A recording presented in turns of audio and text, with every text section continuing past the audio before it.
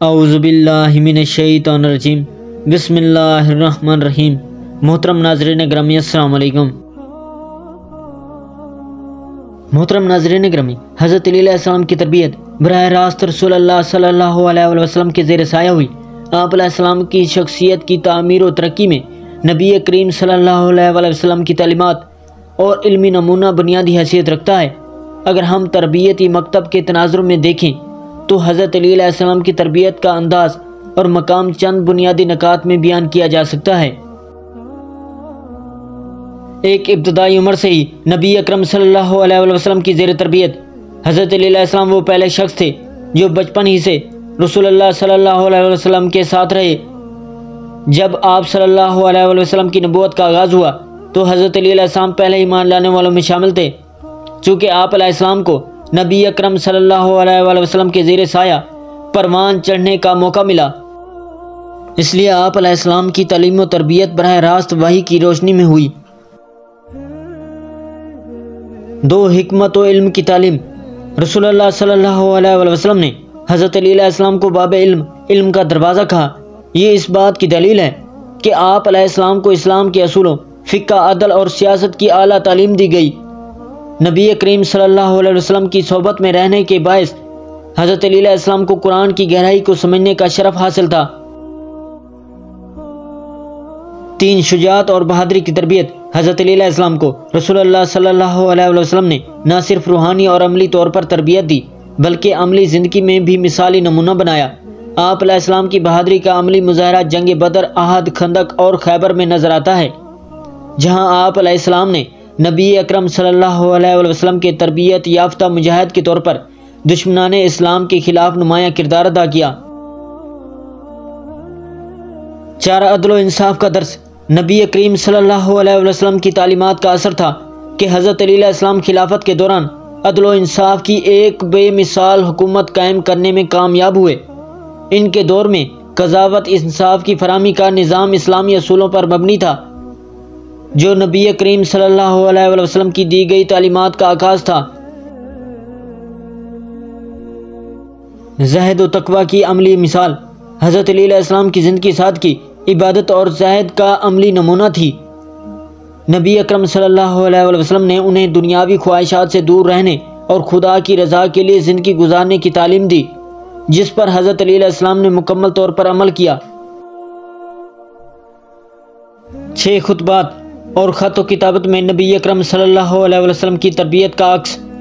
हज़रत अली अलैहिस्सलाम के खुतबात, खुसूसन नहजुल बलागा में मौजूद कलमात, नबी अकरम सल्लल्लाहु अलैहि वसल्लम की तरबियत का वाज़ेह सबूत हैं। इनमें हिकमत, सियासत और अखलाकियात और रूहानी बसीरत की झलक मिलती है। नतीजा, रसूलुल्लाह सल्लल्लाहु अलैहि वसल्लम का तरबियती मकतब वो मिसाली दस्तगाह थी जिसमें हज़रत अली अलैहिस्सलाम जैसी शख्सियत तैयार हुई। आप अलैहिस्सलाम की ज़िंदगी के हर पहलू में नबी करीम सल्लल्लाहु अलैहि वसल्लम की तालीमात की झलक नज़र आती है।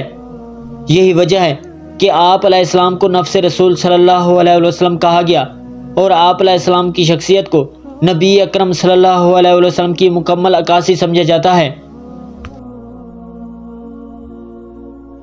मुजाहिद बिन जबराबी अल हाज से नकल हुआ है कि खुदावंद मताला की नेमतों में से एक नेमत जो उसने अली बिन अबी तालिब अलैहिस्सलाम की खूबी के लिए अता की वो ये है कि कुरैश शदीद काहत का शिकार हुए और अबू तालिब अलैहिस्सलाम भी कसीरुल औलाद थे। पैगंबर सल्लल्लाहु अलैहि वसल्लम ने अब्बास से फरमाया, जो बनी हाशिम में से मालदार थे, ऐ अबुल फजल, आपके भाई अबू तालिब अलैहिस्सलाम यालदार हैं और लोगों में जो कहता पड़ा है इसको भी आप देख रहे हैं। आइए अबू तालिब अलैहिस्सलाम के पास चलते हैं और उनसे कुछ फर्जंद ले लेते हैं। इनमें से एक फर्जंद मैं ले लेता हूँ और एक को आप ले लें और इनकी सरपरस्ती करें। अब्बास ने कहा, उठो चलें। जब अबू तालिब अलैहिस्सलाम के घर पहुँचे तो अबू तालिब अलैहिस्सलाम से कहा, हम चाहते हैं कि आपसे औलाद के बोझ को कम करें ताकि ये सख्ती और शिद्दत कम हो जाए। हज़रत अबू तालिब अलैहिस्सलाम ने कहा, अकील को मेरे लिए छोड़ें और जो जी चाहे अंजाम दें। बस रसूल खुदा सल्लल्लाहु अलैहि वसल्लम ने अली अलैहिस्सलाम को अपनी सरपरस्ती में ले लिया और अब्बास ने जाफिर को अमीरुल मोमिनीन अलैहिस्सलाम हमेशा रसूल खुदा सल्लल्लाहु अलैहि वसल्लम के साथ रहे, यहाँ तक कि खुदावंद ने आप सल्लल्लाहु अलैहि वसल्लम को पैगंबर मबूस किया। हज़रत अली अलैहिस्सलाम आप सल्लल्लाहु अलैहि वसल्लम पर ईमान लाए और आप सल्लल्लाहु अलैहि वसल्लम की पैरवी की और जाफ़र भी अब्बास के साथ थे, इस्लाम कबूल किया और अब्बास से बेनियाज हो गए। हदीस में आया है कि जिस दिन अमीरुल मोमिनीन अलैहिस्सलाम की विलादत हुई तो रसूल खुदा सल्लल्लाहु अलैहि वसल्लम की उम्र मुबारक 30 साल थी। पैगंबर खुदा सल्लल्लाहु अलैहि वसल्लम को आप अलैहिस्सलाम से बहुत मोहब्बत थी और रसूल खुदा सल्लल्लाहु अलैहि वसल्लम ने आप अलैहिस्सलाम की वालदा से कहा, अली अलैहिस्सलाम के गहवारे को मेरे बिस्तर के करीब रखें।